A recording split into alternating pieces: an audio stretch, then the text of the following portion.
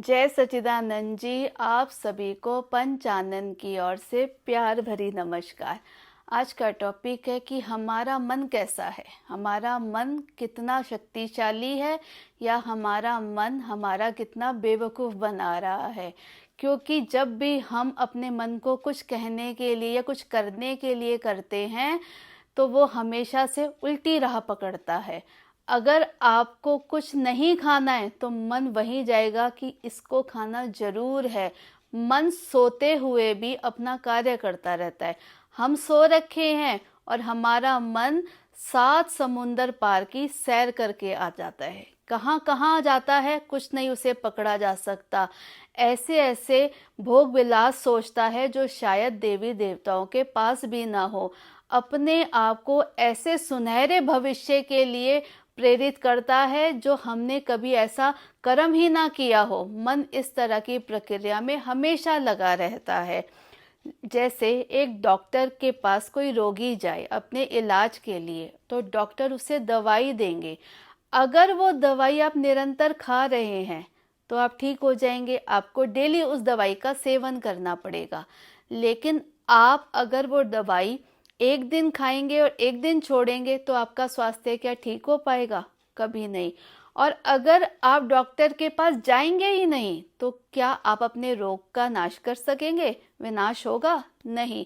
आप कभी ठीक ही नहीं रहेंगे, आप हमेशा रोग से ही भरे रहेंगे। इसी तरह हमारा मन है। हमारा मन जानता है कि मैं बीमार हूँ, मुझे एक डॉक्टर की ज़रूरत है। वो डॉक्टर कौन है? भगवान, संत महापुरुष। लेकिन हमारा मन उनके पास जाने को करता ही नहीं हम डेली संत महापुरुषों के पास जाएं और वो जो हमें उपदेश देते हैं हम उन पर आचरण करें तो हम उन उपदेशों के जरिए अपने मन की मैल को धो सकते हैं।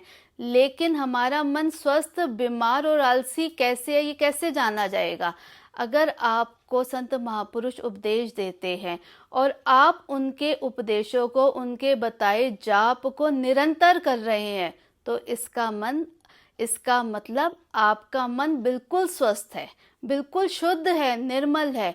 और अगर आप उस जाप को कभी कभी करते हैं तो इसका मतलब आपका मन आलसी है, उसे कोई मतलब नहीं है। आज करा देखा देखी कल कर लिया, इसका मतलब आपके मन में आलस भर गया है।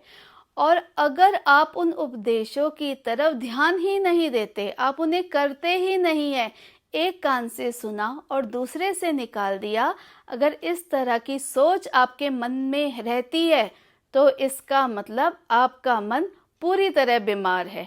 अब आपने ये फैसला करना है कि आपने जो बीमारी पाली है उस रोग का निवारण करना है या उसको और बढ़ावा देना है। आपका मन रोगी है, इसीलिए आप अशांत हैं, इसीलिए आप दुखी हैं।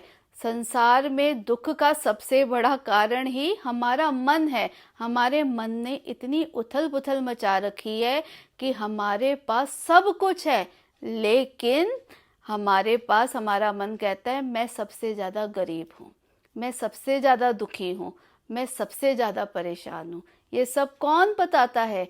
कोई नहीं बताता। हमारा मन हमसे कहता है कि मैं तो बहुत परेशान हूँ। वो अपनी मन गढ़ंत कहानियों में हमें उलझाए रखता है। और इस मन को आप काबू कैसे कर सकते हैं? इसको नाम के चाबुक से आप काबू करिए, इसे नाम की चोट दीजिए, गुरु सेवा के साबुन से इस मन की मैल को धोइए तो ये मन शुद्ध होकर आपका नौकर बनकर जिएगा। आप मालिक हैं लेकिन आपने मालिक मन को बना रखा है, जबकि मन हमारा नौकर है। हम जो उसे कहेंगे वो वही करेगा, इसीलिए हम परेशान हैं।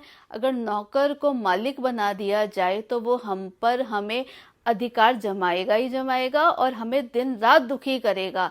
आपने इस प्रक्रिया को बिल्कुल पलट देना है। किस तरह कि आप मालिक है, ये याद रखिए। आप जो भी उसे आदेश देंगे, जो भी आज्ञा देंगे, उसे माननी होगी। जो सही है इसका फैसला आप कर सकते हैं, आपका मन नहीं कर सकता। आप देख रहे हैं कि सृष्टि में क्या हो रहा है, आप देख रहे हैं सही क्या है, गलत क्या है।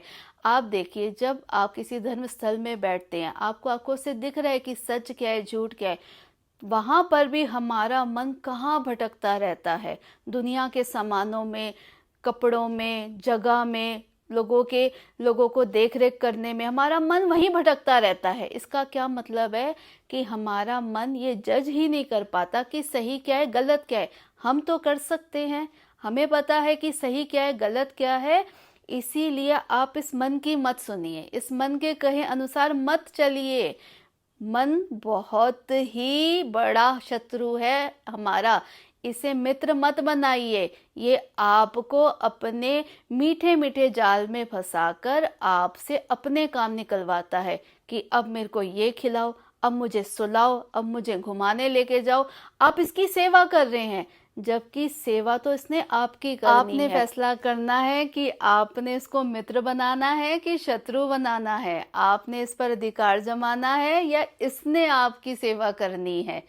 आप ही ये सब फैसला करेंगे। अगर आपको मेरी वीडियो अच्छी लगे तो मेरे चैनल को लाइक और सब्सक्राइब ज़रूर करिएगा, और कुछ बुरा लगे या गलत लगे तो मुझे समझाइएगा ज़रूर। Thank you so much.